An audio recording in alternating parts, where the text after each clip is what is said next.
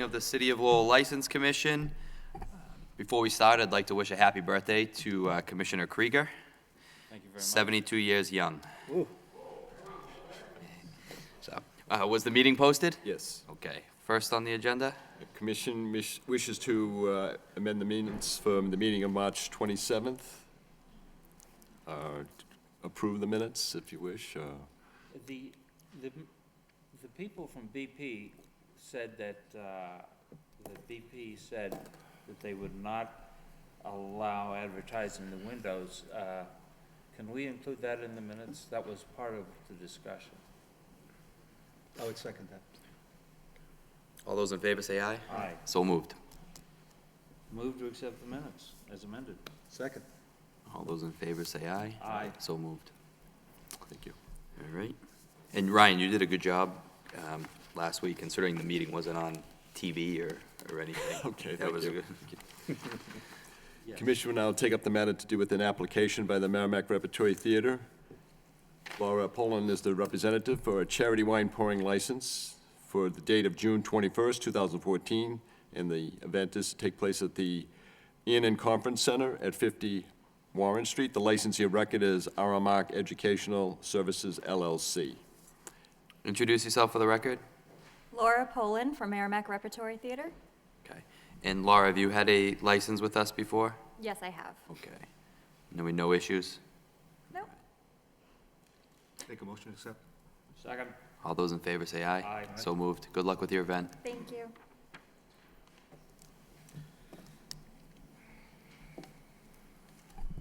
Commission will now take up matters to do with special one-day license applications to dispense wines only.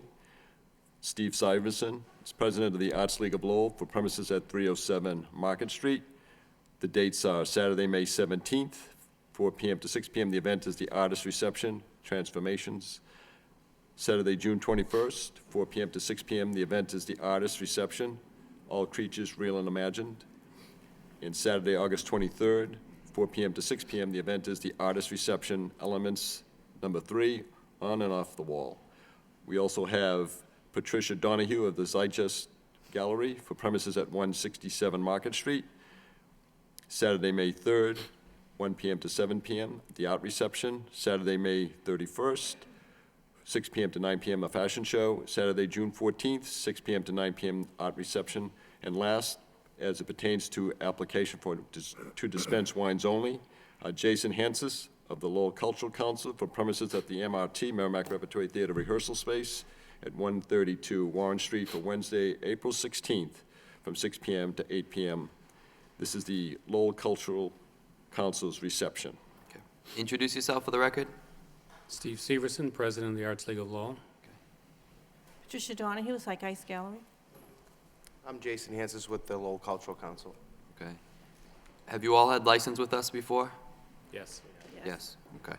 How are these licenses working out? Because I know they're new with the regulations that we passed. Are they? Working out very well for us. Okay. Yeah, All right, great. And we haven't had any issues, obviously? not a one. No? Okay. I'll make a motion to approve. Second. All those in favor say aye. Aye. So moved. Thank you. Good luck. Before they Oh, escape, I have a question. yeah. Thank you. Well, Mr. Syverson, all Zach, creatures, for the record, it's Severson. Severson, sorry, That's okay. real and imagined, alive? Alive? No. Oh, okay, thanks. No.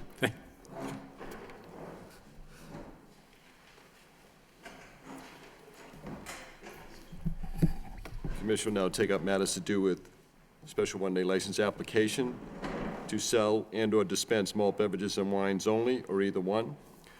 Reverend Raymond P. Benoit of the St. Margaret School for 486 Stephen Street for the 2014 Distinguished Graduate Award Dinner, Saturday, May 17th, from 5 p.m. to 8 p.m., to be held at the John J. Nangle Hall at St. Margaret School. The next item is a matter of Christine Trainer. The venue has changed, from what I'm been told, not to be held at the Bellegarde Boathouse, but at the Sanger Center. And so there is no reason for a one-day license under in that situation. We also have David Perry of the Vinyl Destination LLC for Saturday, April 19th, from 8 p.m. to 12 midnight. The event is the Tread and Groove, to be held at the 4th floor, Mill Number 5, 250 Jackson Street. Andrew J. Ambrosino. For Sunday, April 27th, from 1 p.m. to 9 p.m., the event is TEDx Lowell, TEDxLowell.com, to be held at the United Teen Equality Center, 34 Hurd Street. And also, we have Emmanuel R. Andrade of the Greater Lowell United Football Club. The venue is the Colley Stadium at Douglas Road for 3 dates. Each date is a scheduled soccer game. That would be Saturday, May 10th, from 7 p.m. to 10 p.m., Sunday, May 25th, from 4 p.m. to 7 p.m., and Saturday, May 31st, 7 p.m. to 10 p.m. And I may just point out to the commission, there is a communication that was filed and given to me just before our meeting convened, in which it indicates that the Board of Parks had granted permission for use of the Colley Stadium for the scheduled events that the Greater Lowell United Football Club have requested. I'll make that available to you right now. Introduce yourself for the record. I'm David Perry from Vinyl Destination. Father Ray Benoit, St. Margaret School. Andrew Emersino with TEDx Lowell. Emmanuel Andrade from Greater Lowell United FC. Okay, Emmanuel, Yes. Yes. these soccer games, who is playing?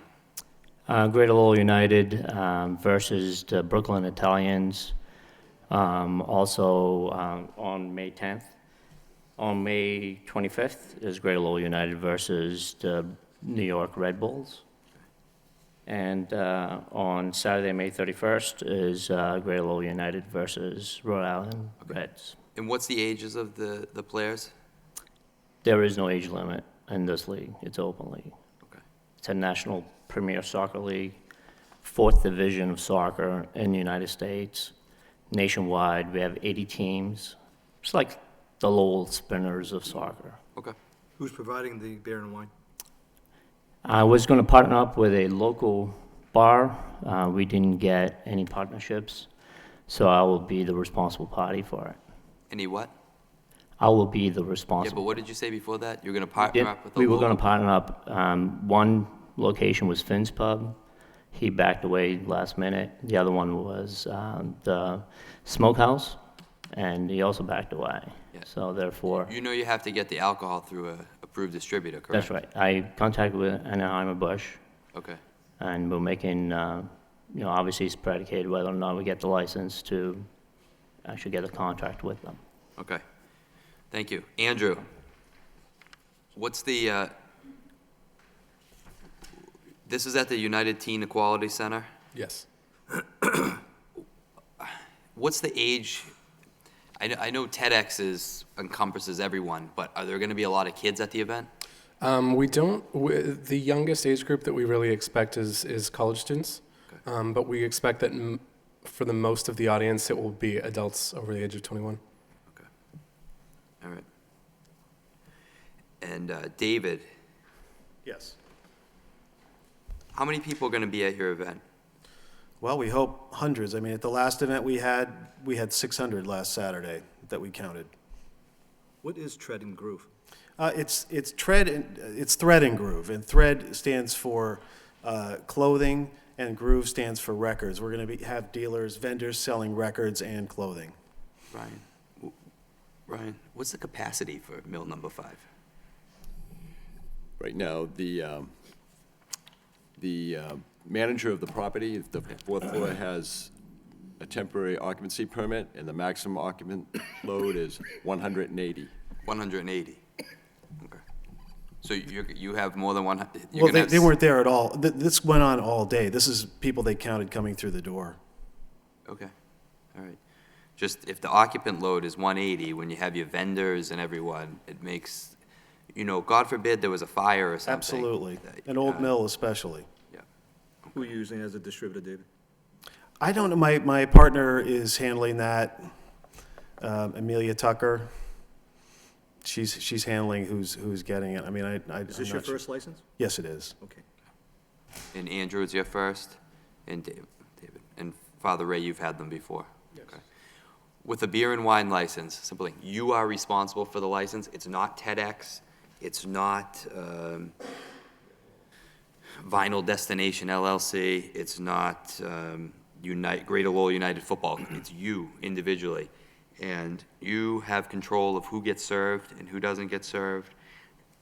An event like Thread and Groove, I would make sure you have the Lowell Police on your cell phone, not 911, the direct line to the Lowell Police. If there's an issue, you contact them immediately. Same thing with TEDx, same thing with the football game. They'll be more than happy to help you.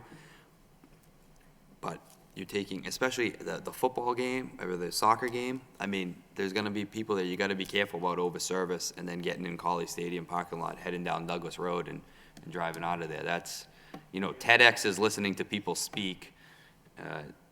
It's a little different, a sporting event. So you got to be careful. There's a lot of liability involved. So make sure that you're on top of things.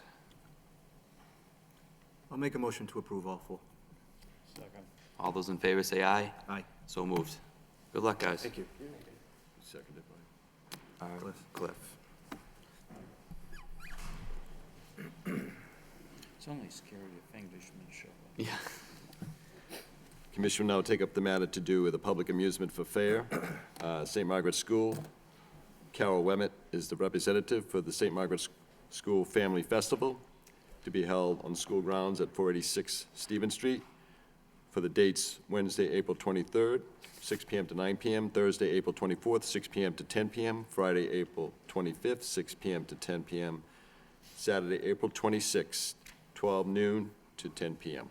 Introduce yourself for the record. I'm Carol Wemmett. I'm representing St. Margaret's School. Okay, Carol. You guys have done this every year, right? All right. I've heard great things about you, the event, et cetera. So, Thank you. Make a motion to approve. Second. all those in favor say aye. Aye. So moved. Thank you.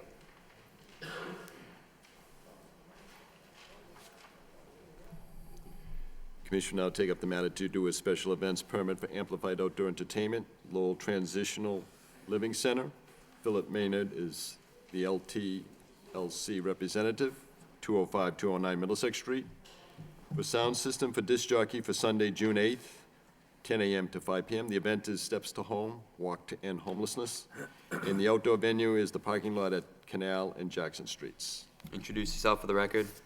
Philip Maynard, LTLC. All right. Phil, have you had this event before? Yeah, this is our third year. Okay. So, amplification, license, just common sense. Yes. All right. Don't want to hear it in Pawtucketville. There's residents that live down there now, so just keep it in check. I'll make a motion to approve. Second. All those in favor say aye. Aye. So moved. Thank you. Good luck. I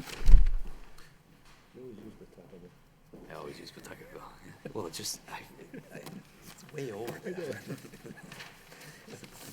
I'm worried about Salvation Army, are they having a service? Oh, they are? I don't know. I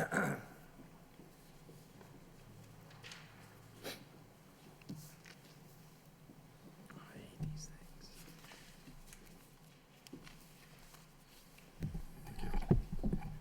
Commission will now take up the matter to do an application for Old Gold, Silver, and Platinum for the license period May 1st, 2014 to April 30th, 2015. Paul R. Savory, doing business as Schiller Jewelers at 302 Market Street. Members of the commission, Mr. Savory had been a licensee in the past, but in most recent years, the last 2 or 3 years, Mr. Savory had not been licensed. I had a conversation with a member of the Lowell Police Department by chance earlier today, and it was my understanding that a member of our Lowell Police Department had contacted Mr. Savory about the status of his license, and it was apparently on that conversation that Mr. Savory came to the law office several days ago to file his application to reinstate his license for Old Gold, Silver, and Platinum. Introduce yourself for the record. Paul Savory, owner of Schiller Jewelers. How come you let your license lapse? Well, to be 100% honest with you, I take my license, I file it, and I usually get a letter from the City Hall. As soon as I get it, I go there and I file it. When I came down, and it was Officer Whitcomb who called me last week, and he said to me that he noticed that I had a, buying gold sign in my window, and he asked me if I had the license and everything. I went and I looked at it, and I said, oh my God, I'm not lying to you, just totally forgot. I don't do an awful lot of business in old gold. My jewelry store is predominantly all consignment.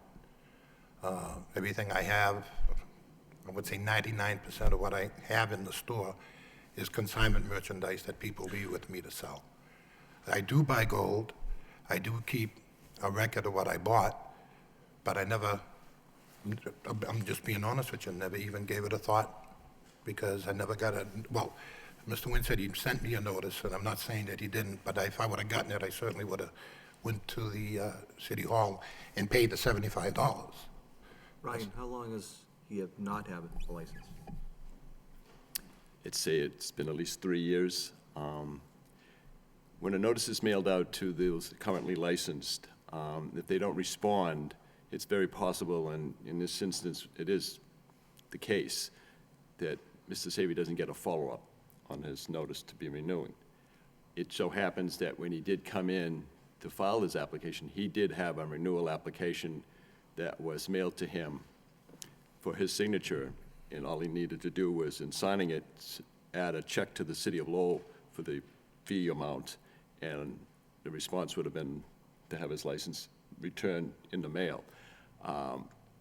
Where he didn't file that renewal on that particular time, I'm thinking it's possibly around year 2009 or thereabouts.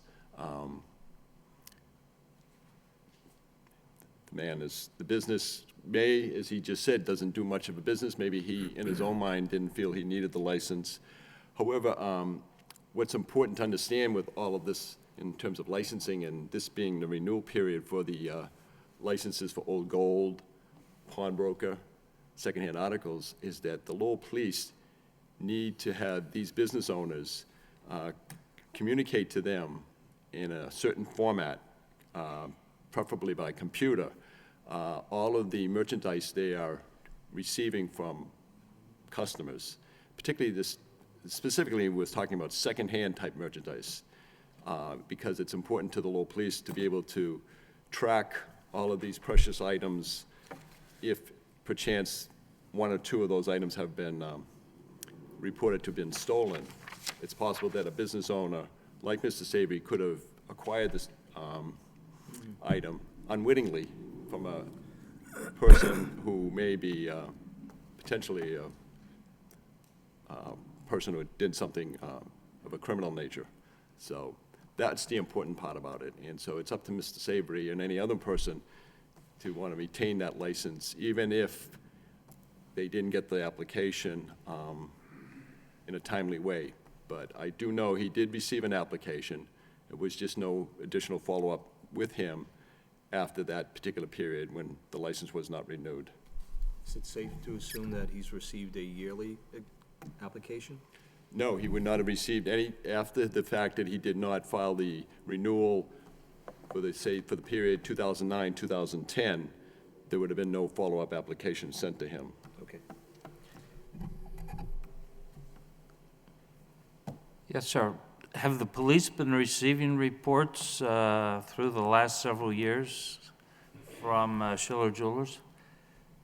No, my understanding of Mr. Krieger is exactly as Mr. Savory warranted to the commission. He does very little buying and selling of gold. It's my understanding through personal interaction with him and his entity, it's predominantly consignment, secondhand items and so forth. Like I said, it's my understanding he does very, very little of buying this type of stuff from people that are coming into the store. Ryan, does Mr. Savory have any other licenses with the License Commission? No, he is not, does not have. He doesn't have a pawnbroker's license. He doesn't have a license for secondhand articles. Right. Why don't you have a license for secondhand articles? To be honest with you, as consignment, I didn't even think you'd need it, because this merchandise belongs to the customers. I just take it in, give them a receipt for what they have, put the merchandise in the showcases.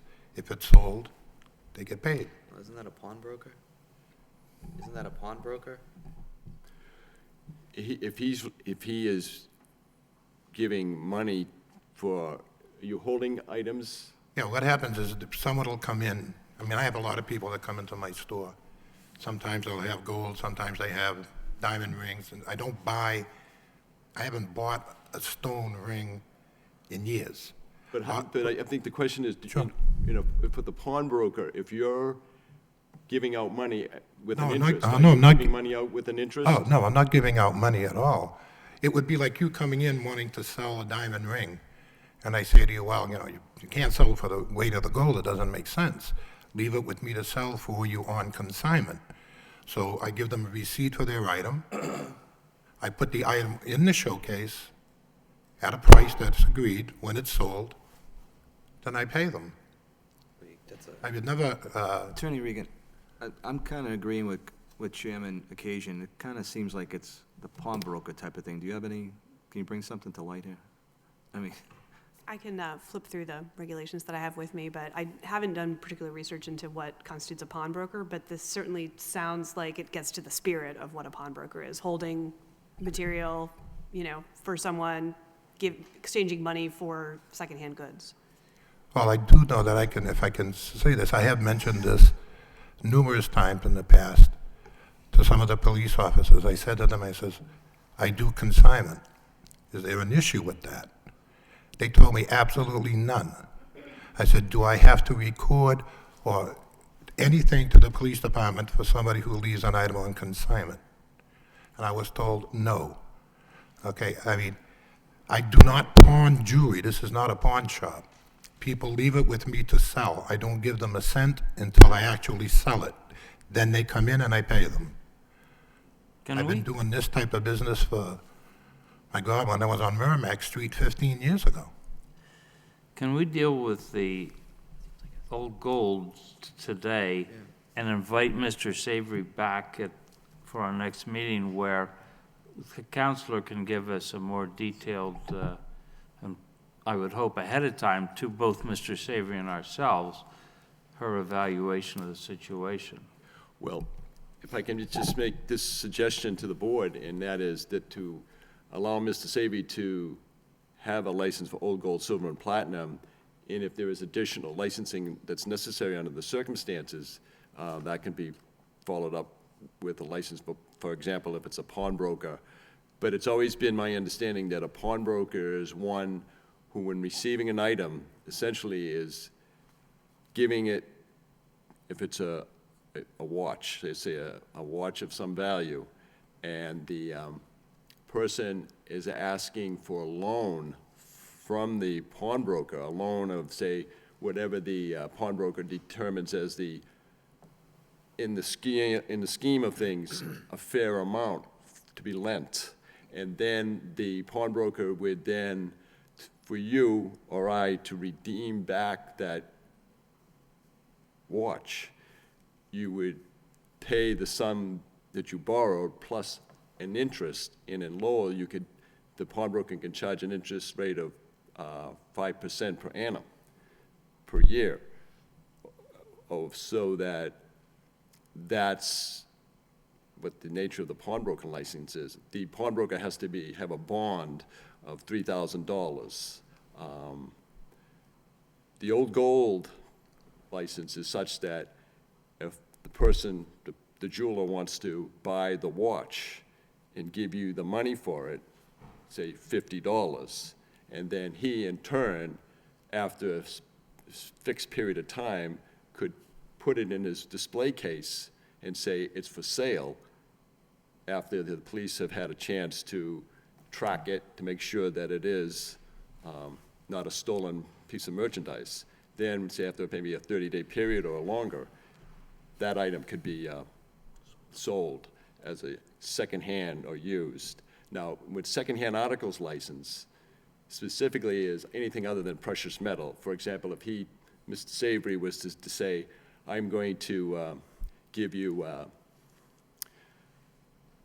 $50 for your iPad, then he wants to sell it after, again, the fixed period of time in which he has to wait. He can sell it that would be a cause for a secondhand articles license. But if his business is just simply precious metal, old gold, silver, platinum, that and owned, then he doesn't necessarily need either the pawnbroker's license or the secondhand articles license. This is my understanding of the practice that's taking place with the various businesses here in Lowell, some of whom have a pawnbroker's license, also the old gold license, and the secondhand articles license.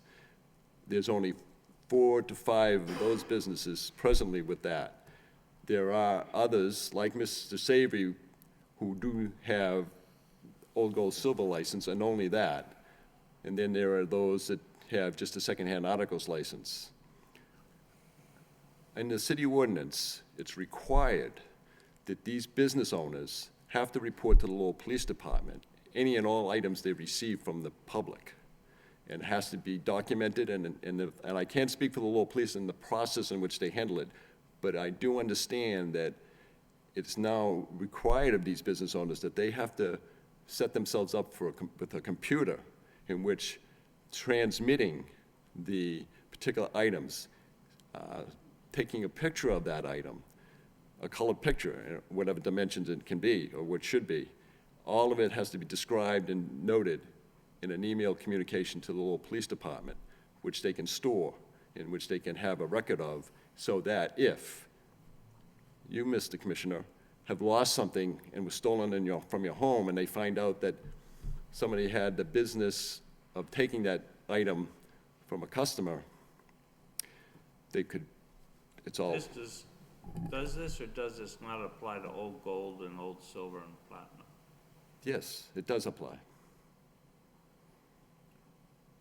I guess my concern would be that it appears that there's a way to skirt around this license by saying you're a consignment. I mean, you're not doing this out of the goodness of your heart. You're making some money off it, correct? There's no question. At the same time, So if someone's bringing in jewelry or whatnot to Schiller Jewelers and leaving it there, hoping it gets sold, he's making some money off it. Do you get an interest on this? I get whatever I put it out for, the agreement I do is I take 30% of what I sell it for. So if I put it out for them for $500, So after 30 days, if I come back to you and say, I don't want you to sell it, I want to take it back, oh, you just get it back. No, there's no charge to you. no charge to me? No. I didn't get anything from you to leave You it didn't with get you? anything from me, and I don't charge you anything when you pick it up. What it does is it gives me inventory that I can sell without having to pay for it. So, I guess just in terms of, maybe we don't have purview over this, but it's just, if there are businesses out in the city that are taking stuff in and not reporting it to the police department, I think that's concerning. that's right, and I agree, and there are other businesses who never came to the License Commission in any time in the past who are operating and probably doing exactly what Mr. Savory has been doing. Right. That have no license. Unfortunately, the statute, state Massachusetts law, is so antiquated in this respect that you have issues primarily with a pawnbroker of the proper interest rate that should be allowed for. Right. We've had that issue before the commission about 5-10 years ago. The state commissioner of banks has taken issue with the city of Lowell on the interest rate. Right. I know there's been legislation submitted to change the laws regarding pawnbroker in particular, and it goes nowhere because there's such a strong lobby to prevent any changes Right. of substance. There is nothing in the statute that I know of unless it's in a separate section, not applicable to a pawnbroker, where somebody might consign, and there may be something else involved. For example, Mr. Savory, do you have any dealings with the Commissioner of Banks, state agency? No. So there may be some state licensing that's involved in this matter. All right, well, I'll make a motion to approve the license. I'm sorry? I'll make a motion to approve the license. Yeah, I got some more thoughts before. Oh, okay. Okay. Go ahead. So, there's been this gap in which apparently nothing much has happened, but there's been this gap and this inability to closed the deal back 3 or 4 years ago, would it be within our purview to ask for the fee for the license that didn't get picked up plus the current fee? 3 years. No, I'm sorry, I don't believe that's within the city could, if there was a tax, and the city had, this is not a tax, this is a license fee that he didn't have, he didn't pay. That you didn't pay? And he didn't pay, and he didn't have the license, it was never issued. I mean, There's an indication he was operating like he had the license. He didn't realize that he was out of conformance. you know, I could go off on a tangent on who the people are that are operating businesses without licenses, but I don't, in this instance, if it's just to put him in good stead with the city as far as in understanding his responsibility, specifically with reporting to the Lowell Police. Now, if he's taking items for consignment, then that should be reported to the Lowell Police as well, because who's to say that me or you are not the person who stole it? Oh, I agree with that, but that moves you back towards whether or not he's a pawnbroker in a new cloak. And Not that he thinks he's a pawnbroker, but in fact he is. If, I don't believe pawnbroker addresses the idea of a consignment. The primary thing with the pawnbroker, and this is antiquated law, that what you have is you have a license in which you're giving money out, and you're gonna charge an interest for that. Once I come back to you to redeem my item. Now, if I don't redeem the item, then at some point, the item can be auctioned off by the licensee, and they can conduct their auctions. Now, there's a set procedure to do that. I've seen legal notices or public notices in the local newspaper specific to public auctions for items that were pawned and were not reclaimed.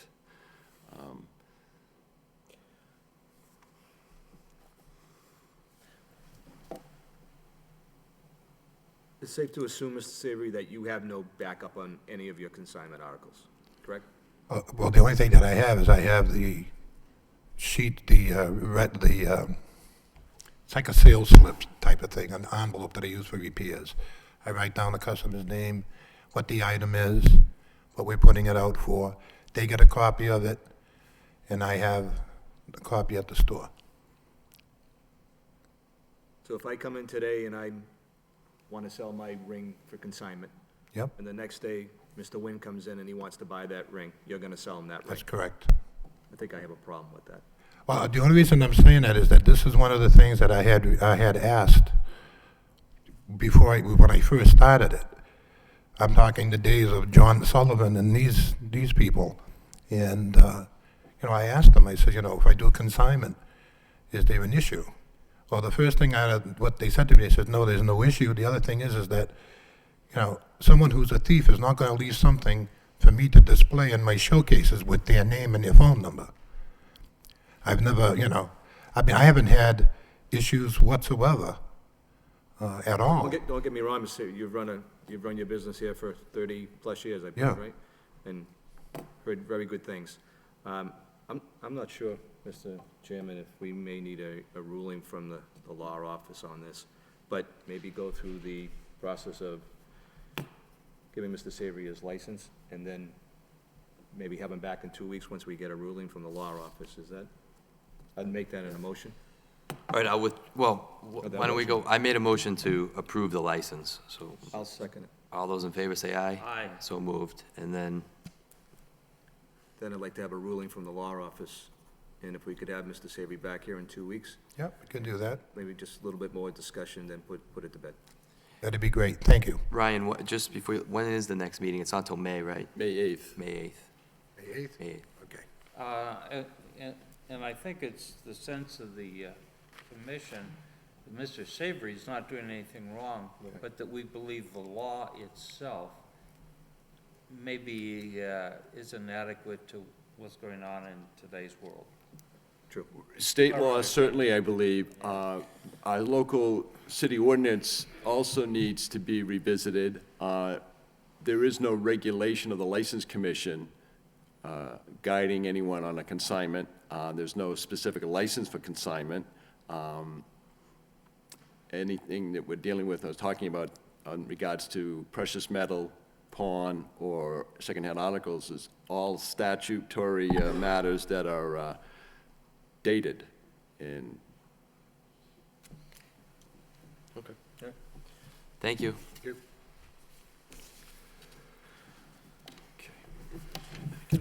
leaving? Yes, I'm leaving. You'll be back. I'll be, yep.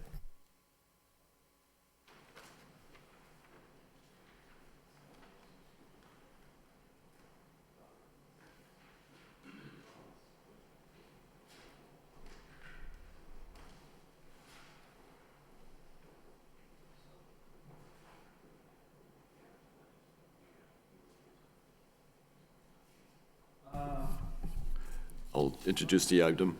Commission is now going to take up an application for secondhand motor vehicles license, used car dealer, Class 2. Commissioner Occasion has recused himself from this particular application.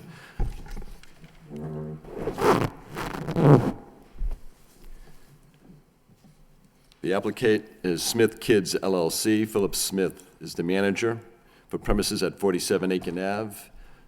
It's an open lot, approximately 2,400 square feet, building with office area 8 feet by 10 feet.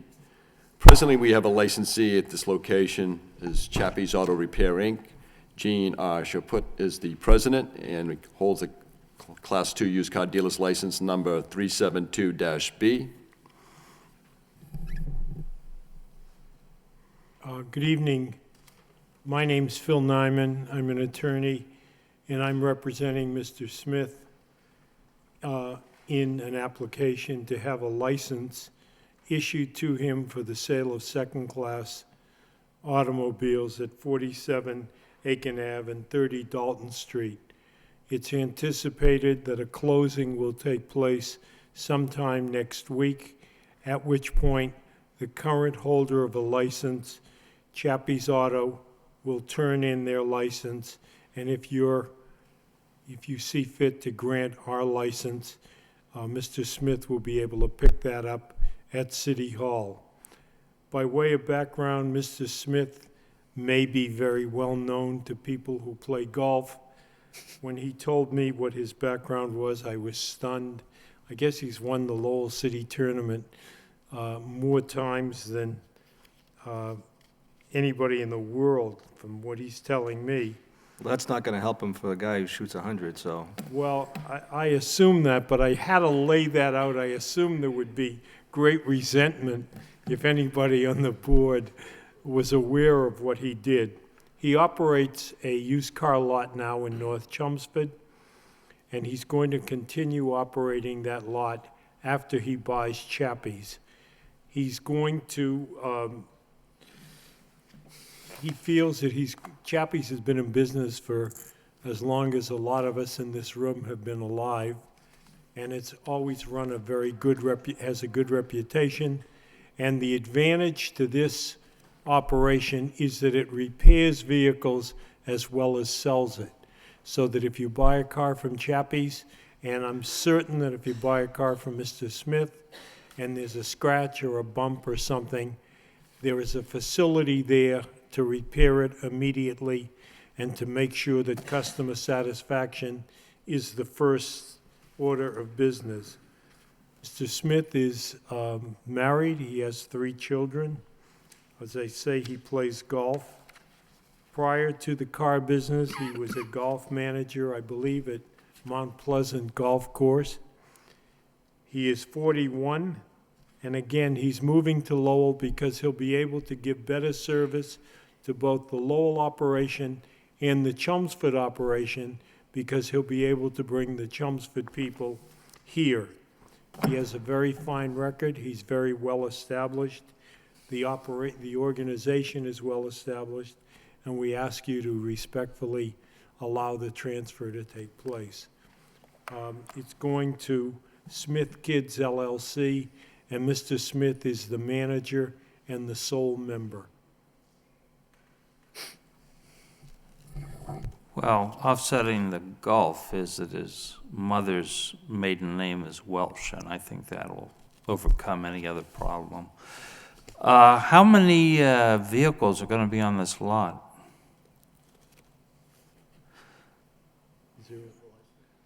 Currently, it's licensed for 18. What we're hoping is that you'll see fit to give him a good number so he can do some numbers for himself. Mr. Chaput, could you speak to the microphone, please? Sorry. The current license is for 18 cars, and hoping that you see fit that you can at least give him the 18, so he can continue on and satisfy everybody in the neighborhood and in the city of Lowell. Mr. Secretary? With all due respect to Mr. Chaput, there is no fixed number on the license. The lot size is only 2,400 square feet. It doesn't lend itself to 18 vehicles. Now, I'm not suggesting that Mr. Chaput did anything that was illegal. I'm just saying that the fixed square feet is 2,400. The commission should be aware that this location is in an area zoned and does not allow for the sale and storage of secondhand motor vehicles. But that being said, the question is, it's just a matter of Mr. Smith acquiring the license to continue operating the business and to understand that the lot for the secondhand motor vehicles license is a lot size of 2,400 square feet. He has an office area 8 feet by 10 feet.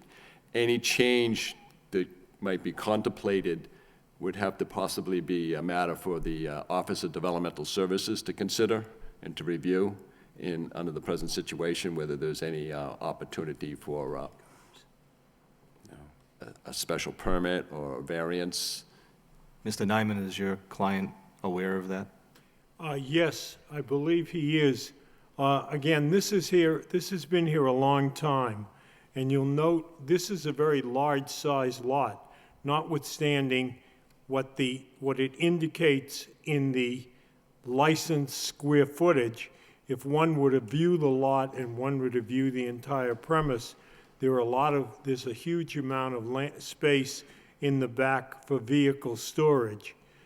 Because of the fact that this may be two lots, which were never combined many years ago, this is why there's such a small area for the issuance of the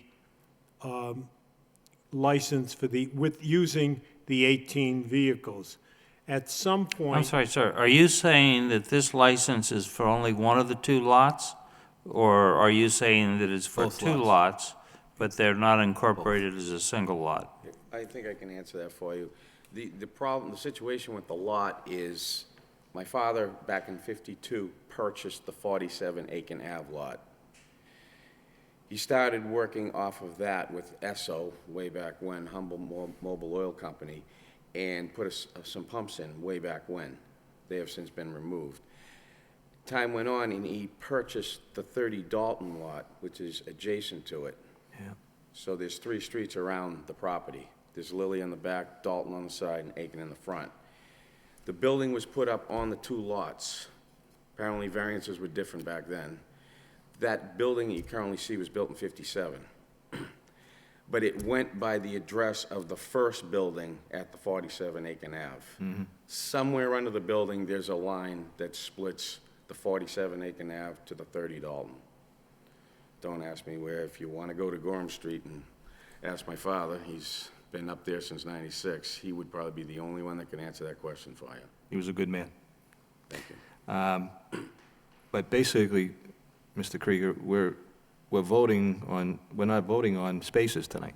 Is that true? Are we voting on the number of spaces, the No, number of what cars? you're doing is... We're just voting on... No, you're not, and I would beg the commission to not go there Right. under the present circumstances, because we're now opening up the issue of zoning. Right. And I don't think the intent of Mr. Smith was to come before you hoping that he was going to be able to expand the lot at this point in time. If that is a thought, or contemplating some such action, then I would suggest the commission might let Mr. Smith pursue the issue with respect to legal counsel and to whether this city zoning ordinance, under the present situation, may allow for an expansion of the lot size. Unfortunately for Mr. Chaput, if there was any change in the family's ownership of the building and the property adjacent to what was initially the first portion, or what might be defined as 47 Aiken Ave, nothing was ever brought to the License Commission's attention to ask to add on another section to increase the lot size. As the city changed over the years, and it probably within the last 10 years, a zoning change was taking place. The city went through the whole zoning structure in trying to amend, correct, add, delete what would be permissible use. That location is a sort of highly residential area. Multifamily dwellings surround the business. The business has been there as long as I can remember, probably 30-plus years, 40 years. Right. 60 62 years. So there you have it. And so whatever the family was doing and changing over, they certainly may have been doing admirable business, and I'm not suggesting otherwise. I'm just saying that when it comes to the situation where when you sell a business like this and the city zoning ordinance suddenly just wipes it all out. In other words, if he wanted to open this business today, as it is right now, he cannot. Zoning would not allow for it, to sell secondhand motor vehicles at that location. But he's a grandfathered setting right here. We're talking about something that's been grandfathered in, and we need to understand that the commission ought not to consider changing anything or even contemplate such, because that will affect and could have dire consequences for Mr. Smith for any hope of conducting any type of sale of secondhand motor vehicles from that location, or conducting any type of business where he may want to help a customer find a suitable secondhand motor vehicle. In order for that Mr. Smith to be able to do so, he has to have a license to sell and buy and sell secondhand motor vehicles. He may not necessarily have a suitable open area to store 18 vehicles under the city's zoning ordinance, but he certainly has the wherewithal to be able to conduct a business transaction for several people on a weekly basis. It doesn't have to be Lannon Chevrolet. Okay, so, Mr. Dakota. So I guess the next question would be to Mr. Nyman and Mr. Smith. Do you want to proceed with this? Well, if we want to proceed if we are going to be able to operate the business as we are currently operating it with a license. And we're representing to you that it'll be operated in the same manner. The question is, what is the sale of a vehicle and where does the sale occur? The fact that cars are parked in the back ready for repair does not require the license for a second-hand vehicle. So what I'm saying is, if we get the current license, and we then are able to operate as it's been operated for approximately 60 years, it is my thought, and again, I'm not going to give a legal opinion now, that Mr. Smith will be able to operate. There may then, and as long as he is able to operate, and be based upon the grandfathering in, I think that a license ought to be issued just to follow the same procedure that we have now. There are going to have to be later adjustments, and I have not done any research to be able to answer what that is. So I guess what has to be done is Mr. Smith has to answer that question. And Not, I not, don't know whether he. not being able to give you a definite yes or no concerning 18 cars being on that land, I think we should postpone this. If I may just interject one more time, please. Chappie Autos Repair, and I can tell you from my 30-plus years in the License Commission office, has never been on the radar for any issue whatsoever in any respect to conducting of the day-to-day operation of the business. And almost on a daily basis, I drive by that fixed location. There is not a scrap piece of paper on the lot, let alone is there a Agreed. junk vehicle anywhere in sight, or anything that would appear to be a junk vehicle. My respectfully request the commission take favorable action on this matter, only for the sake that if there's going to be an issue on zoning, that's not for the License Commission to be concerned about. So long as Mr. Smith understands that whatever Attorney Nyman means to say and whatever he intends to say and whatever he's trying to convey to the board, all Mr. Smith wants to do, in my understanding, is retain Mr. Chaput's present operation and change the name All of the right, business. so I think the question is between kicking this down the road to dig deeper, which may just be messy, versus approving as is. Right, right. With our understanding on the commission that if they change the as-is status, it's 52-card pickup. And it's going to be a zoning matter, and that's out of the purview of the licensing board. Mr. Smith, you have something to say? Is there an actual number, is there a license number there now? Mr. Smith, there is no fixed number. Just to clarify, when I mentioned the 18 cars earlier, I never read it on paper. That was told to me by my father years back. So I don't have any proof to back that up, and I never saw it on paper. Could I? Having listened to what Ryan said, I'd almost make a motion to approve this at this point and then take it down the road where we have to go. I mean, what we have before us is fairly simple. So the motion is To approve approve. as is? It is to approve. I second the motion. Don't get in the way of us approving the motion. All in favor, say aye. Aye. Aye. Mr. Opposed? Smith- Nobody's no, left. Mr. Smith, you have, But I want to represent to the board, and just so it's clear, that I'm going to advise Mr. Smith, okay. based upon the conversation today, to explore the legal issue that you're raising. And so we may not pick it up next week. We may pick the license up in 2 weeks, but we can go further and explore what we are doing. Counselor, with all due respect, I think Mr. Smith should have a license when he comply.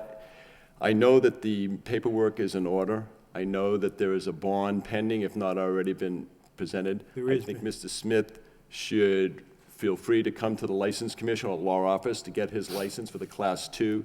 And all what the license will reflect is that fact that it is Smith Kids LLC, Philip Smith manager, for premises at 47 Aiken Ave. And if you, as council, wish to think that he can go further with this license, then my suggestion to you is to contact the Office of Developmental Services and pursue it with them. And No then problem at all. If something comes out of that favorable, and the License Commission can be of service to Mr. Smith to amend his used car license, to add something, that We would be. will follow it up on that suggestion. On a personal note, Mr. Chaput, sad day for a Centerville kid who grew up on Cumberland Road to see what you and your dad built. It's fairly remarkable for a business in this city for over 60 years, and kudos to you. Finally getting my hips done. Thank you very much. Okay.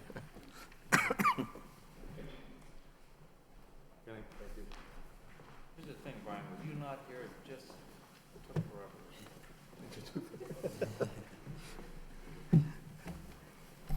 It was just, I mean, what we were voting.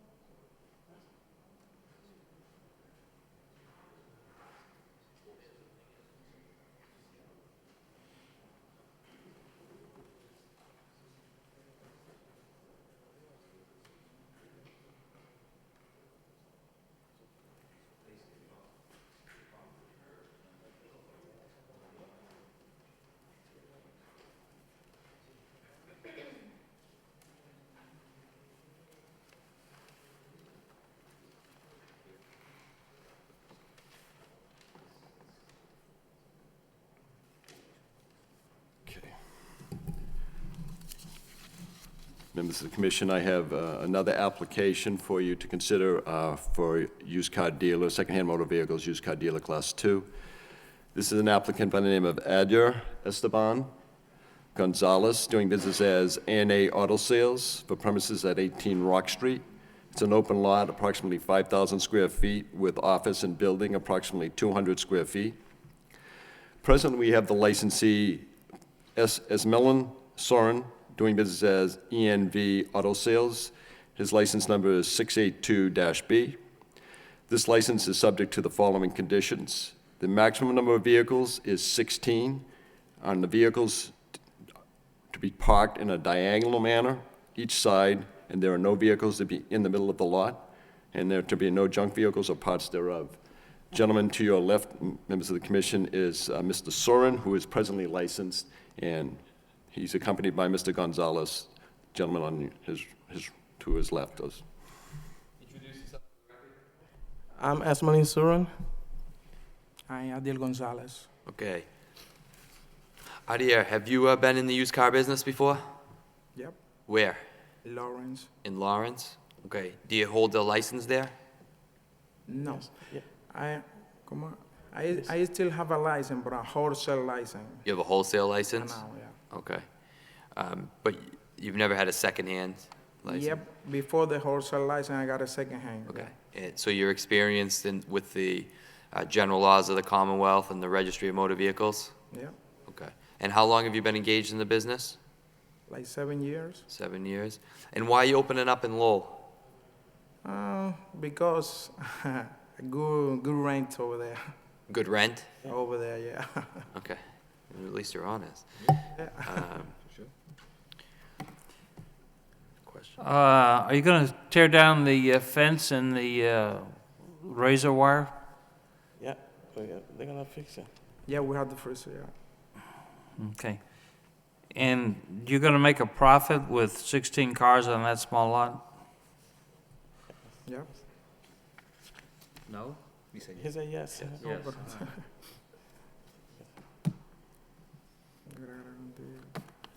And you're renting the property from the George Ulisses? Yes. Okay. Are they gonna have a problem with you fixing that fence? I don't think so, because we talked to him with Mr. Georgiolis. Yeah? We gotta we gotta fix the fence on the back and the side of the building. Okay, great. I move approval. All right, second. All those in favor say aye. Aye. Aye, so moved. Move to approve, I second. Yeah, thank you. Good luck. Thank you. Have a good one.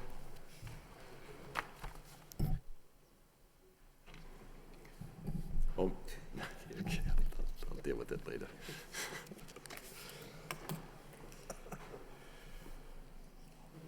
Commissioner, now, just for the record, we have a new application for a transfer of license for beer and wine. The licensee presently is Kyoto Japanese Inc., doing business as Etsogo Sushi and Asian Cuisine. Stephen Lin, president, premises at 16 Merrimack Street. Mr. Lin and his business partner are selling the business, and they have the applicant is a Rising Sun Super Corporation doing business as Mayo Asian Cuisine at the same numbered address, 16 Merrimack Street. This matter requires legal notice to be published in the local newspaper for a hearing, public hearing. The commission, if you wish, the hearing could be held May 8th. Legal notice to be published Friday, April 25th. It doesn't require abutters to be notified by the applicant because it is the same location. There's not to be any change in the premises at all, so.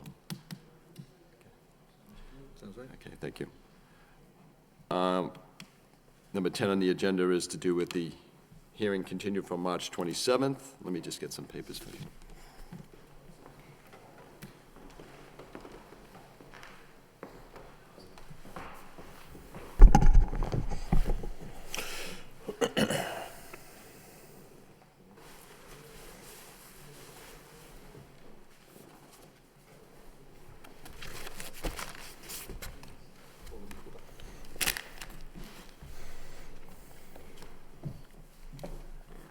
introduce yourself for the record. Good evening, Mr. Chairman and fellow commissioners. Attorney Michael Zame, representing Chelmsford Quick Mart, Inc. I'm here with Johnny Caruso, who's the applicant.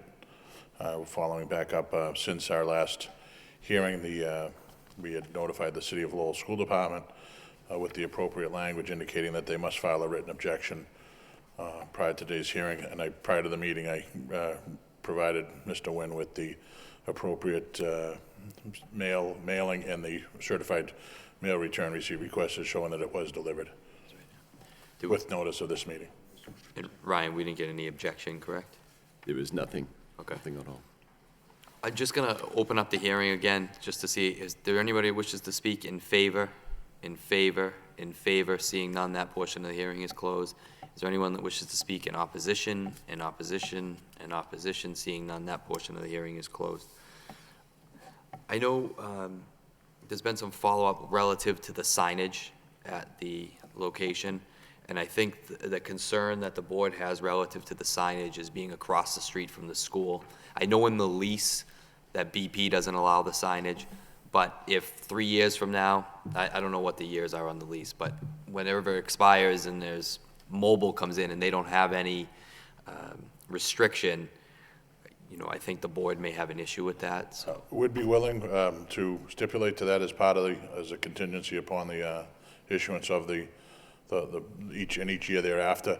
The lease goes out, it's a 20 or 25 years out, so I think it's 2025 is when this one actually. I move approval with the stipulation. Second. All those in favor say aye. Aye. So moved. Thank you. So what is, may I just interject? What is the stipulation? That's what we're going to clarify right now. No outside signage. No signage on the front of the building, and I also believe towards the street, there might be a pole, that type of thing, where I think maybe there was some cigarette ads or something like that. I would make that as well, that nothing be put there. Okay. So that's. Being directly across from the school. Attorney. No, that's. Not a good show. All right. Can I just add, just with respect to no signage as it pertains to anything referencing alcohol beverages, i.e. beer and/or wine? Yes. Now, does this have any play on the idea of selling cigarettes? We don't govern licensing for cigarette sales in Lowell. So it's possible that a cigarette ad could be prominent, but that's not within our jurisdiction. More alcohol and wine with me. Okay. I mean, that's what's within our jurisdiction. I would hope, being a good neighbor to the school, you would. Oh, you heard the story about the young boy who. Oh, well, I know, that was last meeting. Right, exactly. So, Right. they're very vigilant with respect to that, as you heard. Right, good. What is going on with the site? I'm sorry, it's under construction now as we speak. We're looking to, pour the footing and the foundation next week, hopefully. Next week? Yes, Great. that's the plan. Good luck. All right. It's got to go to ABCC and then be all set. Mr. Cajun, I'd like to thank you for your service here with on my departure here tonight. I'd like to thank you for all you've done, the time you've taken, the time away from your family to spend and come here on Thursdays. And you did a great job. You're a voice of reason. We greatly appreciate your service, and good luck with your future endeavors. Thank you, Attorney Zame. Thank you.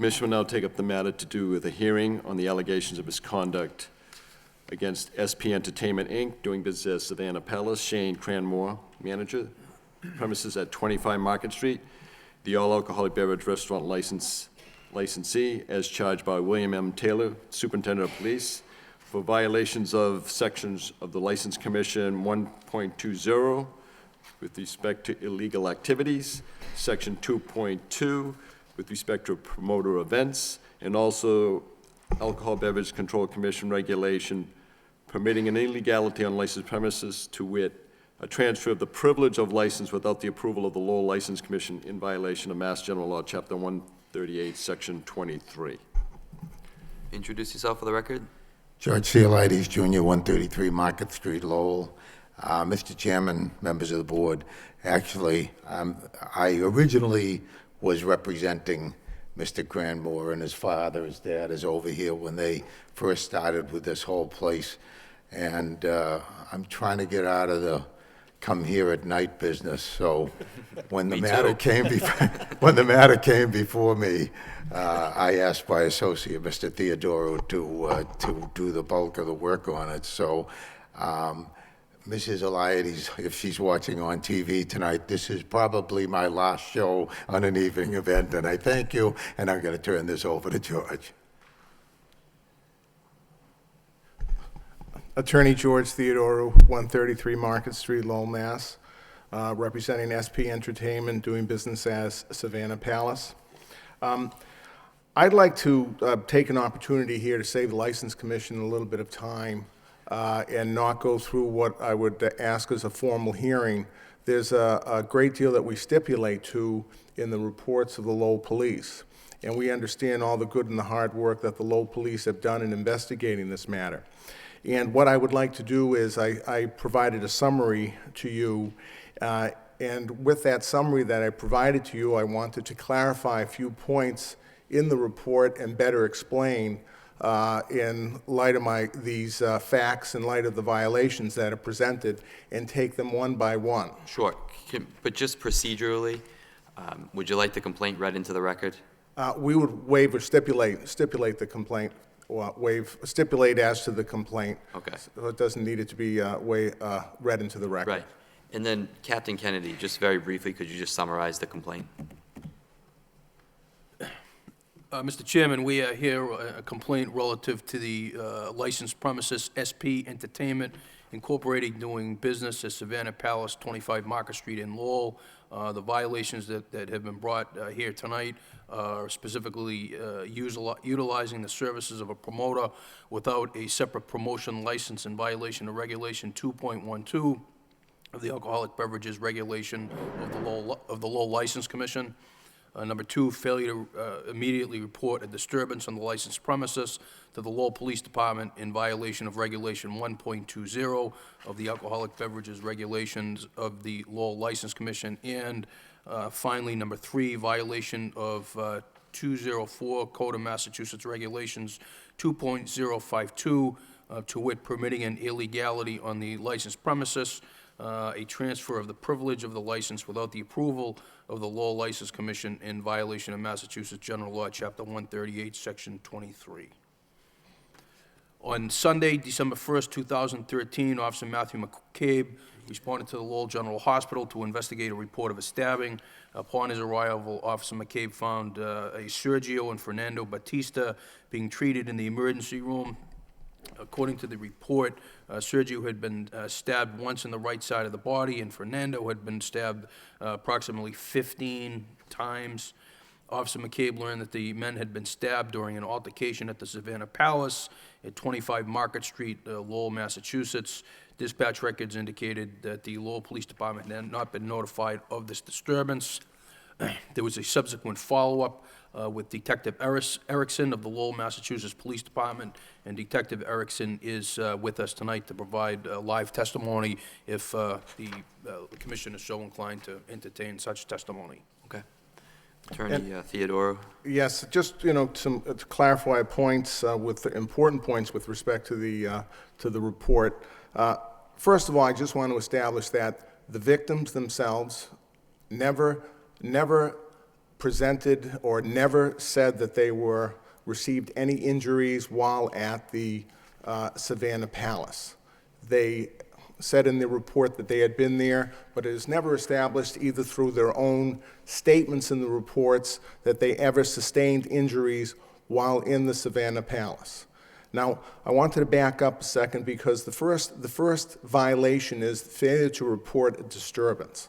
Now, that evening of, say, December 1st, at approximately 1:25 in the morning, the report does indicate, in accordance with the police investigation, my clients have stated that there was a bar scuffle in the establishment. A bar scuffle that lasted a few minutes, and immediately security in the establishment removed the patrons, one through the front door, one through the rear door or the side door, which is how they handle these situations to diffuse it so that the individuals are not thrown out together. Now, at approximately that same time at 1:25, when they moved the individuals out, and this was what we would call a bar scuffle in this establishment, and there was no issue with respect to it. Immediately, security moved the individuals outside, and that was the end of it. Following that, they started clearing the bar because it was close to closing time, and they moved the rest of the patrons in the establishment out, turned on the lights, stopped serving alcohol, and everyone moved out, and they closed the bar. After all the patrons were removed from the establishment at approximately 2:30 in the morning, the police came to the scene. As the report indicates, there was a report made that 2 individuals had previously been at the establishment and that they had sustained injuries. Neither one of them admitted that they sustained injuries in the establishment. At that time that they came to the establishment, they came and they questioned the manager, Mr. Cranmore, who has been the manager of the Savannah Palace for the last 4 years without incident. They came in, they questioned Mr. Cranmore. He did not even know that anybody had been stabbed. And they certainly, none of the security, the on-site security knew that there was anybody that was injured in the premises. Nobody witnessed anybody being injured in the premises. And there was and nobody was alerted to that fact. So it was at that time that Mr. Cranmore became aware that an incident occurred. At the same time, he was made aware through his security that 2 people who had previously been in his establishment were transported to the hospital. He cooperated with the police, gave them the names of all individuals involved. The police came to the scene that night. They did not find any evidence of a stabbing in the establishment. They didn't find any blood. They didn't find any weapons. They didn't find any witnesses that saw anything. Following that incident, the next day, Mr. Cranmore went and submitted a report to the City of Lowell License Commission and to the police. Now, mind you, all these, given the fact of what happened that night and the quick impact of time that is involved, from the bar scuffle at 1:25 to the police arriving on the scene at 2:30 and investigating, and Mr. Cranmore did not know that any incident took place there. He was not aware that he had to report any illegality or disturbance that would have occurred on the premises. And that's one of the charges involved here. The police were on the scene. They had investigated. They took the names of everybody who worked there. They took their cell numbers. Notwithstanding all of that, Mr. Cranmore took it upon himself to file a statement, an explanation with the License Commission, which again is in your papers. As a result of that, we don't believe that there was any requirement for Mr. Cranmore to do anything else. The police investigated the matter. He reported the matter. Another violation that they have presented here is the use of a promoter.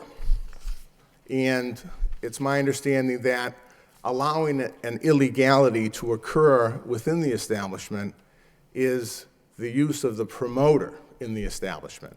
That is the illegality in the charges that are presented. Now, Mr. Cranmore did not turn his club over to a promoter to run an event, to collect money at the event, and to give up any supervisory capacity of his club. He's the license manager that's named. He's operated the club for 4 years without incident. Mr. Cranmore was there that night managing the premises.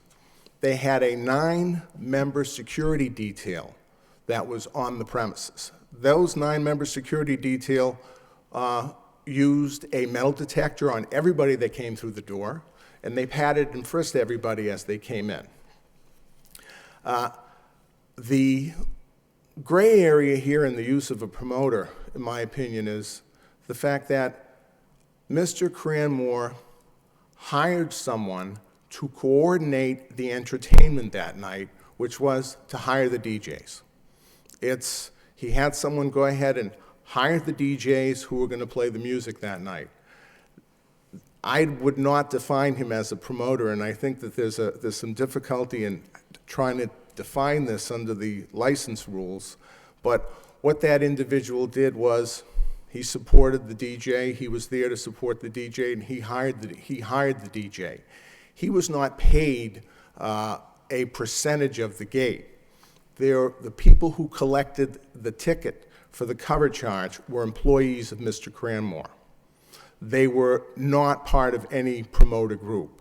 The people who counted the money were the employees of Mr. Cranmore. The security detail were the employees of Mr. Cranmore.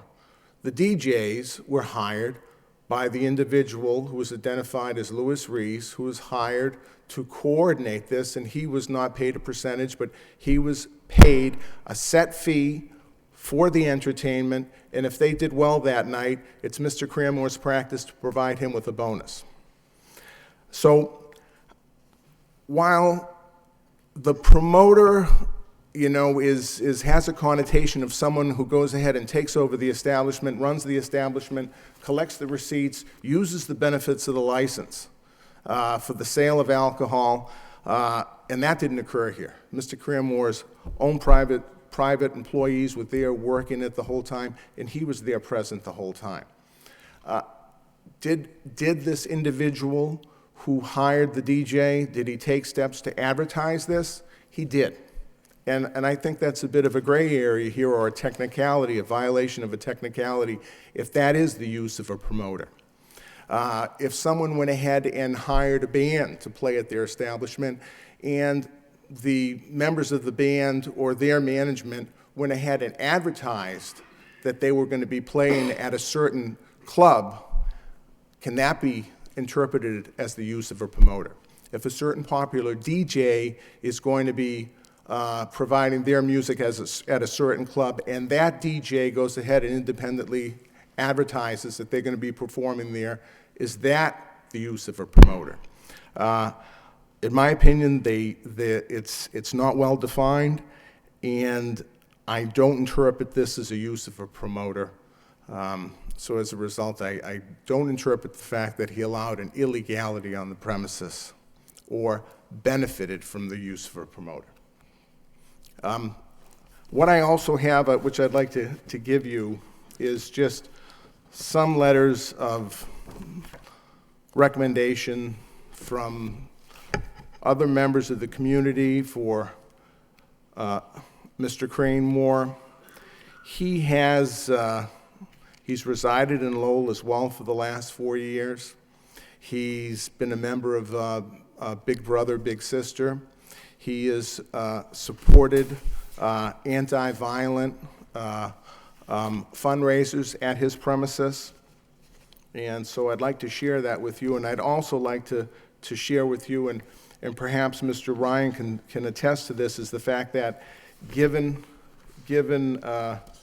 everything that this gentleman has done on each occasion, he's gone ahead and notified the board of any disturbance on his own when it wasn't required.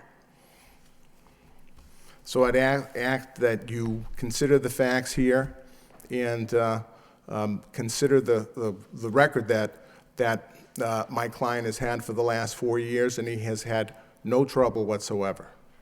Thank you. Can I just make one other additional comment? My reputation of talking too much sometimes, but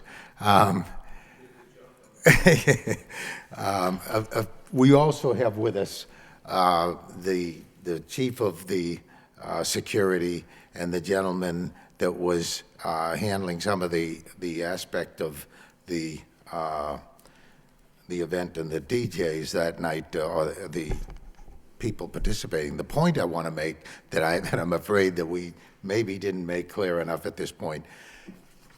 If there was a stabbing and the gentleman who took the people to the hospital is here, if you want to hear from him, if there was a stabbing, it occurred outside. He went outside the premises later on to see if those people were around or what was happening after hours, after they closed, and saw these two kids coming down the street, knew one of them, they were basically running, and he grabbed one of them, he can testify to this, and then discovered they had the blood.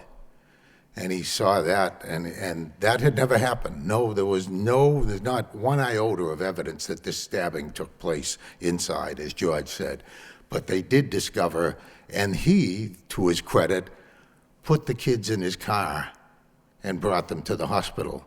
Now, I asked him, why didn't you call an ambulance? He said, George, this kid was bleeding, and it was December, and he had no shirt on, no nothing. He said, I just wanted to get them some help, some assistance.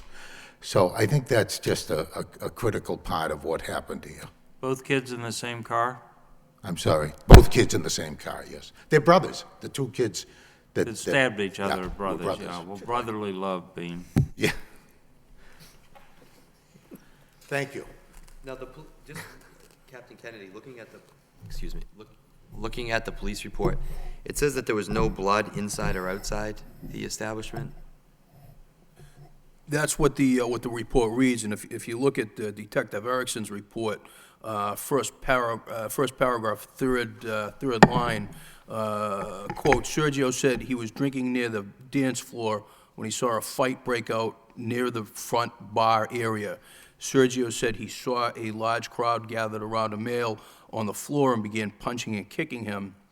Sergio said he moved closer and realized the male was his brother Fernando. Second paragraph, Sergio said he reached into the pile, grabbed Fernando's arm, and started to drag him. Sergio said an unidentified male suddenly stabbed him once in the chest. Now, my interpretation of that, and again, Detective Erickson is available for live testimony, notwithstanding with Mr. Elida's statements, those two paragraphs would indicate to me that the stabbing actually took place on the premises inside 25 Market Street. Yeah. Okay. If I could add with that, Mr. Chairman, Yeah. that neither one of the victims have come forward and presented themselves or their representatives to Mr. Cranmore and indicated that they received these injuries in the establishment. Okay. Captain Kennedy, in Mr. Cranmore's tenure at Savannah Place, have we had any other incidents or? There have been some issues in the past, and I mean, obviously, from the police department's perspective, this is troubling. I understand the licensee and counsel for licensee, have their opinion of the facts and circumstances. We have our opinion of the facts and circumstances. However, they seem to vary quite markedly, to be quite candid with you. In reviewing counsel's response to the complaint, following the brief scuffle and removal of the patrons, licensee began the normal close-up process with no incidents or problems. There appeared to be no immediate need to notify the police of any problem or illegal activity, and in fact, there were no further incidents, they are under a legal mandate to report these things to the police department. And, given the information that we have, given the fact that the version of the events that, we have warranted to the License Commission are supported by these injuries, it would appear that a prudent person would have reported this to the police department, and it's troubling that it was not, especially in light of the fact that we have two stabbing victims that presented at Lowell General Hospital. And if I may, just to answer that, as the statement indicates that Mr. Cranmore, but when the police arrived, Mr. Cranmore was not aware that anyone was stabbed. And certainly, I don't, from my interpretation of this, that he would not be put on, it was not necessary for him to report the bar scuffle that occurred at approximately 1:25 a.m. And then after, when the police came at 2:30 when they closed, he was made aware of the incident. So that was the time that he was made aware of the incident. The police were investigating. There's no further action that he could have taken to report at that point, since that's when he indicated that he was made aware that somebody was stabbed. Who took the individuals to the hospital? What happened was, following the bar scuffle, Mr. Louis Rees, who is here, he went out of the premises. Yeah. And he went out of the premises and saw someone running, and he knew the individual, and he grabbed him and said, "Where are you going? What's going on?" He felt the blood. That was one of the brothers, and he saw the other brother. He took them to the hospital. So at the time that he was transporting them to the hospital, they were closing down the premises in there. It was after, when the police came, that he discovered from the police and from Mr. Louis Rees, who came back, what had happened. Okay. It's the timeline of this was very quick and compact. Ryan, in the 4 years that Savannah Palace has been open, have we had any disciplinary issues with them, to the best of your recollection? I know there has been a matter before the commission, but there was no disciplinary action taken with respect to business. And I'm trying to, my memory is not quite, I'm not sure with respect to exactly when that could have been and how long ago that was, I should say. I remember exactly, because I was here before the board. Right. He had a patron who grabbed a bottle off the table and then started guzzling it. And that, right, Ryan? And that was it. That is what I recall. Okay.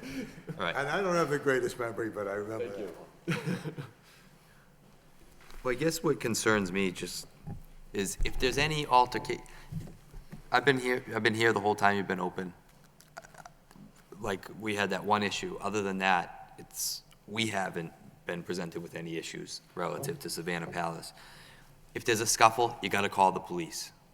That's, even if it's just a little thing, call the police, because they'll come, you'll cover your own butt, and, if there's something to be made out of it, they'll take care of it. Relative to the promoter, I mean, do we have a copy of our regulations with us right now? Yes. Well, Attorney Regan, relative to the promoter, how do you interpret that? Well, promoter is actually defined. Yes. And it says a promoter is defined as an individual acting as a third party to the licensee for advertisement and to generate revenue for the licensee. I would submit that that's exactly what he just said they did. And you need a separate promoter license. It couldn't be more clear Thank you, Ryan. in the regulations that that's required and what it means. It's at 2.12. Right, you got it here, yeah.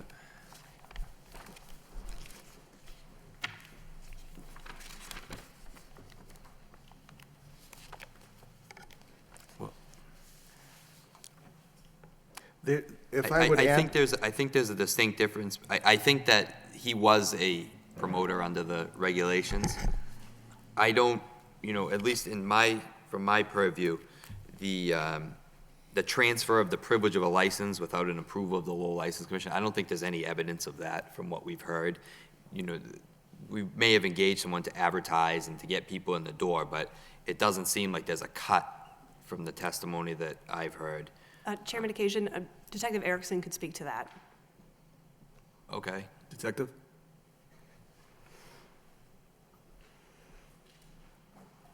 Introduce yourself for the record. My name's Corey Erickson. I'm a detective. I'm assigned to the Criminal Investigation Division at the Lowell Police Department. Okay. What evidence do you have that the alleged promoter, was getting a cut of what came through the door? On the following day, I was asked to follow up the matter. I contacted and met with Mr. Cranston later on in the day. Mr. who? Shane, the bar owner. Mr. Cranmore? Cranmore. Yeah. And I had met with him at the bar, and I had asked him about the cover charge. He said that he didn't know because his staff wasn't working the door. He said that the door was given to promoters who charged, and that the arrangement was that they get the money from the door and he makes alcohol. They pay the DJs, and he profits in the proceeds of whatever it is that his bartenders sell. Okay. I also spoke with the head of security, Al Donovan, who said the same thing in the following days. All right. And is that different than what you're saying now? Yes, it is. Mr. Cranmore is here. He can speak to that.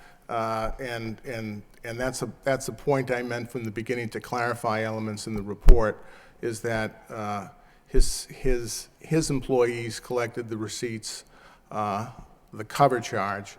His employees counted the money, and it was Mr. Cranmore who paid everyone there. It's his security who frisked everyone and took care of the security on the premises. And Mr. Cranmore is here if you'd like to ask him the questions directly. Did you? Yeah, I mean, I've been there for 4 years now, and I've missed 2 days of business operation in those 4 years. And I have my head of security, I have 2 managers also that help me run the operation, because we do take it very serious. I moved up here 4 years ago, so my life is invested out in Lowell. So we don't joke around with giving up responsibility in the club. The day that Officer Erickson did question me, I was under, I don't want to say it was leading questions, but more or less, promoter is a word that is loosely used with a lot of people in bars and nightclubs. So when he came to me and did mention the fact that someone said there were promoters there, well, I said yes, even though in my realm, I'm not giving up any, I've never given up any responsibility in my club with that door. That door has always been my employees that has worked it. If you come there Friday or Saturday this week, you'll see that they're there. No one ever, is doing anything in my club of a responsibility that I'm not in control of. So you didn't tell the police that the promoter collected the cover? I see that it's in the report. Right. When he first came to me, we were talked about the fact that he said a promoter drove the individuals to a hospital. Well, I knew that person was Lou. I know that some people would call him that, but I know that. I'm not worried about whether there was a promoter or not. I'm worried, who was collecting the money? I collect it. I collect it. The individual that you hired to bring people in did not collect money? They don't collect the money at all. That would, to me, it would make no sense to do that. I brought just a copy that we've been using for 4 years of our reconciliation sheet, and it has on here different things that we fill out every night. At the end of the night, I go and based on this, which includes the bar, a door section, and we write down what was made. Then, based on that, is how we distribute money to outside DJs or DJs that aren't from Lowell. Which that night we had DJs that came from out of the city. So that's why. So you're saying at the end of the night, you paid the promoter, you paid 3 that's how we do DJs it. out of the money that you received at the door? Every night, that's how it's done. Every night, that's how it's been done.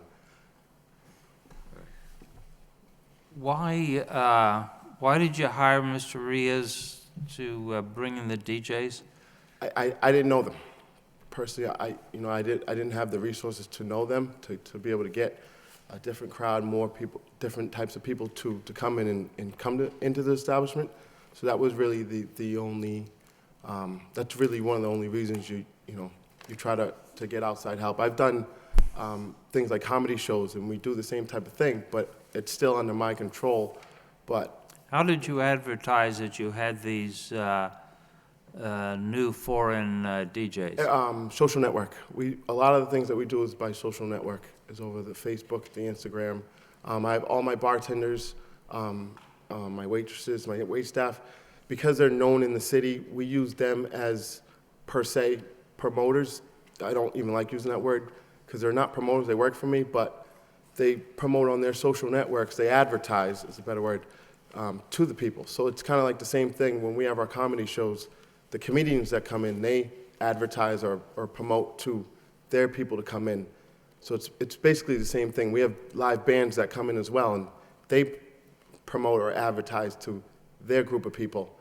So it's really, I don't really know any other way how to proceed with using outside people without, having them advertise. Thank you. If I shove you in Finn's Pub, is that reportable to the police? It's my interpretation, Mr. Krieger, that would be a reportable offense. If you read the statute or the ordinance, it dictates that any time a disturbance takes place on a licensed premises, there is an obligation not only to report it immediately to the police department, but there is a second obligation imposed on the license holder to follow up with the license commission in the form of a written report. Understandably, does it happen all the time? No. In this particular instance, we had from what I can see, based on the evidence that we have, we had a significant disturbance on the licensed premises, which wasn't reported by the licensee at the time of the incident, nor was it reported afterwards. There is a subsequent correspondence in there, but it does comport with his discussion with Detective Erickson. How about verbal? If I say to you that you're the scum of the earth and ought to be taken out and shot, that's just a verbal thing that doesn't rise to the level of calling the police.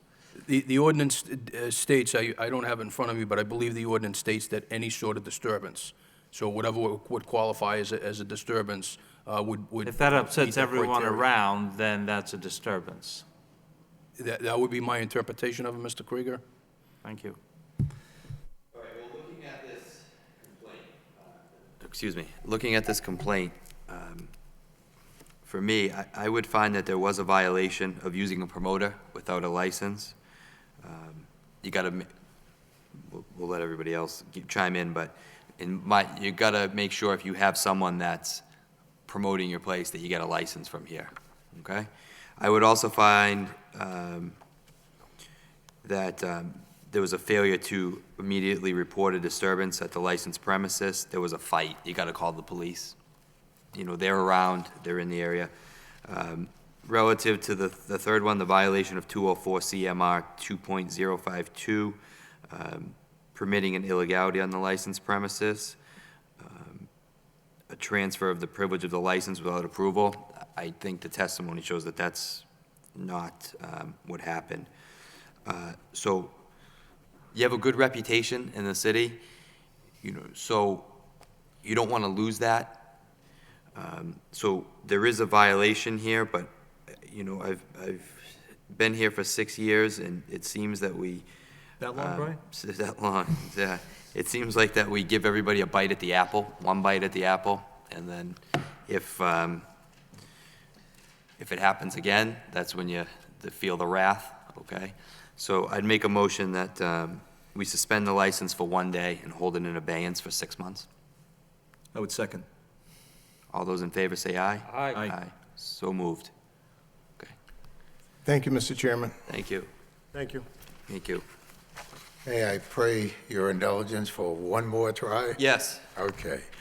We're both probably doing our last meeting tonight, and I just want to go on record. Mr. Zane beat me to the punch, but and you mentioned the 6 years, and I just want to say that I've had the privilege and honor of being before this License Commission for many times during that 6-year time, and you, sir, Mr. Occasion, who's, I think, serving your last meeting tonight, deserve one big round of applause. I wish the place was full, and I'm very sorry to see you go. I can say this much: in all of that time, you did a wonderful job as far as I'm concerned. And the only mistakes I can remember that you made during that time was when you didn't vote for me, but that's okay. Oh, thank you very much. Thank you very Attorney much. Lyons. Thank you. I would say 6 years just tonight. Next on the agenda. We have a communication from the Superintendent of Police, William M. Taylor, with respect to Finn's Pub, a recent allegation of misconduct on the part of the manager of record for Finn's Pub. It just so happens that the manager of record is also the manager of record of a second licensed establishment, which is known as Brian's Ivy Hall. Commission will need to set a hearing date. There is a hearing date pending for May 8th with respect to Finn's Pub on a prior complaint that the superintendent had filed that had been continued. The reason for continuance to May 8th on the prior incident was the fact that there was some pending criminal matter in district court that possibly would come to conclusion on or about May the 1st. So the date of May 8th was set as a hearing date for the prior complaint. This matter, presently before the commission, could be scheduled for that same date as a second hearing. I believe that would be the manner in which to deal with it, because there is two separate instances, two separate incidents alleged. And I just, if I may, just one point of it. And with respect to any action, this is going to be something possibly that the law office will need to consider, is any disciplinary action the board may take with respect to the first complaint, which would be an incident took place last year. If there was a disciplinary action to be taken, I'm not so sure one could theoretically pursue that decision and use it as a means to add or affect the second action of the second complaint, if there's a disciplinary action. I think we had some issue prior to that. Right. You may recall, Commissioner Occasion, on that. Yes. There was some. We got remanded. We had a separate, kind of keep it separate because of the timing of everything is such. So are you saying we need to keep it separated on our calendar and not do it on the Keep it same day? separate with respect to any disciplinary action you consider taking. For example, if you say that the licensee was in violation of X, Y, and Z on the first complaint, then opening up the hearing on the second complaint, that violation and that disciplinary action that you may contemplate taking on the first complaint may not necessarily be a factor in the action you should consider taking on the second complaint, because of the element of time in acting on the first complaint. Because we're bunching these all together, it's like in this. So what this, sorry.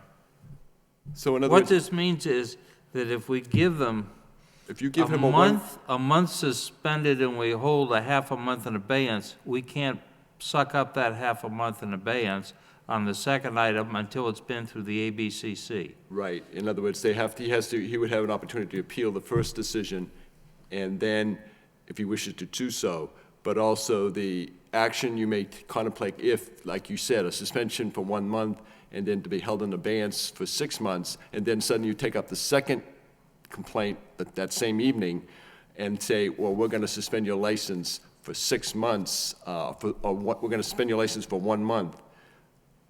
And then, which is the month you just held in abeyance from the first complaint, you wouldn't be able to use that as a part of your decision. You could suspend the license on the second complaint, just on that basis of that complaint in and of itself. So when should we schedule? Are we looking for if we're looking at May 8th on the first one, should we be looking a month later than that? Not necessarily, it's just, I just want you to, it's my understanding, and we've had this instance I before. do remember that, In other words, if you're making a decision on the first complaint to say, I'm going to suspend the license, Yeah, right. it's not necessarily gonna be able to use that. We used to do that routinely, like we'd suspend the license and hold it in abeyance, suspend it for a day and hold it in abeyance for 6 months, and then have a next hearing and find them in violation again and count the 1 day, but we weren't giving the time for the appeal. But that means we don't have a progressive way of dealing with problems. Unless you schedule the hearings on Which means that we different need to go a month out to have a progressive approach, which then means that we're not paying attention to. It's just the way that recent these complaints are being scheduled and the way everything has been continued. And we just, in other I words, think in this case, given that it's Finn's, we ought to do them both the same day. Attorney Reagan? Any comment? Given the gravity, and I certainly will have a further discussion with counsel, but given the gravity of the second complaint, then after discussions with counsel, we may have to address the first complaint in an alternative fashion. But I think it's, based on what's contained in the second one, that needs to be addressed as quickly as possible. Yeah, we don't want to, excuse me, we don't want to delay the second complaint. We want that to be heard as soon as possible. So if we have to continue the first one for a month, we'd rather do that than have the second one wait. So you'd like to have both hearings on the same night? Either both on the same night or continue the first one for a month and hear the new one on May 8th. Either way that you all want to do it is fine with us. Continuance on this, though. I could just say continuance on this from their counsel. As I said, Mr. Dakota, the second one is far more egregious than the first one.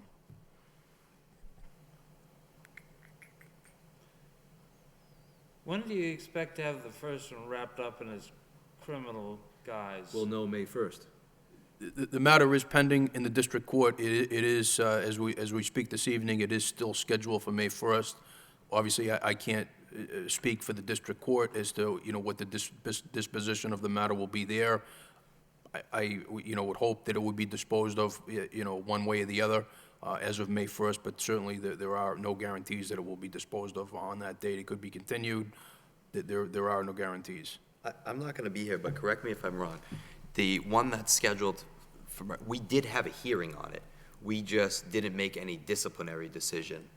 We just punted it for 6 months. But there was a full hearing with evidence presented, et cetera. Mr. Occasion, there was not. We, in the interest of the proceedings before the district court, a collective decision was made to continue the matter until such time as that criminal matter was disposed of in district court on May 1st, and that's why it was scheduled for May 8th, but there was no evidence presented or anything of the like. The only thing that was presented was the We have no guarantee that continuance. that's going to be dealt with on the 1st of May anyway. No, we don't, sir. And you have this desire to have 2 bites at the apple. Seems like council wants to expedite this as quickly as possible, so why don't we go May 8th, or are you looking for the I'm meeting? sorry, which does she want to expedite? The first one or the second the one? new complaint that's on the agenda for tonight, we would like to have scheduled for May 8th if possible. Yeah, do it on the 8th of May. Let's kick the other one down the road 2 weeks. That works for us. Since it's Yeah, let's do that. apparently self-disposable and not as a high priority. Yep. All right. All right, with that, Up, Oh, wait a minute. up, yeah. Want me to go first? You go first. 6 years is a long time to be serving on this board, but in my short tenure here on the board, I gotta say that Mr. Occasion has brought a calming demeanor and true professionalism in his position as chairman of the License Commission. He will be truly missed, his guidance and his leadership, not to mention his legal expertise has helped us out greatly. With that said, Brian, I would wish you much success in your future endeavors. thank you. Thank you very much. Ryan? It's been fun hiding behind you as you guide us along. And I appreciate what you have done for us and what you have taught us and how you've helped the city. And I too wish you the very best in your future endeavors. All right, thank you. Well, I'm not going anywhere. I'm still living on Raven Road and. If I may have a last word of Sure. sorts, I just want to say to you, Brian, that you were the quiet in the storm that surrounded the License Commissions the last couple of years. You and I were kind of like in the middle of a situation that was beyond our control. We couldn't say it couldn't be done, but it was, like I said, out of our control. And I want to say to you, Brian, that I'm going to miss you more than you can imagine, because it's nice to have somebody here at the table who can tell me in no uncertain terms, I know how to handle this. And you've done a very good job of it in the 6 years. Thank you. Thank you very much, Brian. Oh, thank you.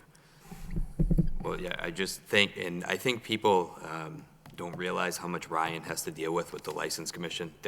We're a city of 110,000 people that are actually counted. You know, I'm sure there's a lot more if we went out there, but there's a lot of licenses, and Ryan has his plate full, and he does an excellent job. And Wally Bayless did a great job while he was here, Ray Weicker, Dennis Tague for the 2 meetings he was here, and Christie, who's out patrolling the streets now, did a wonderful job, and John and Cliff have carried it forward, and I'm sure the incoming city manager will appoint a great third party to the License Commission. Out in the hinterlands was a hand.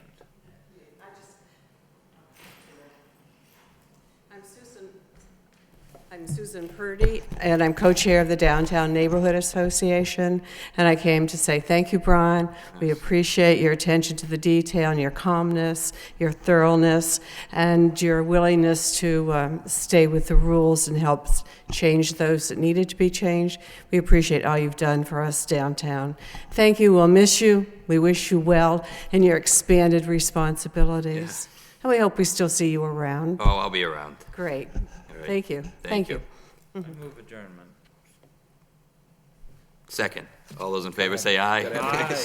Last word. So moved. Thank you, guys. Thank you.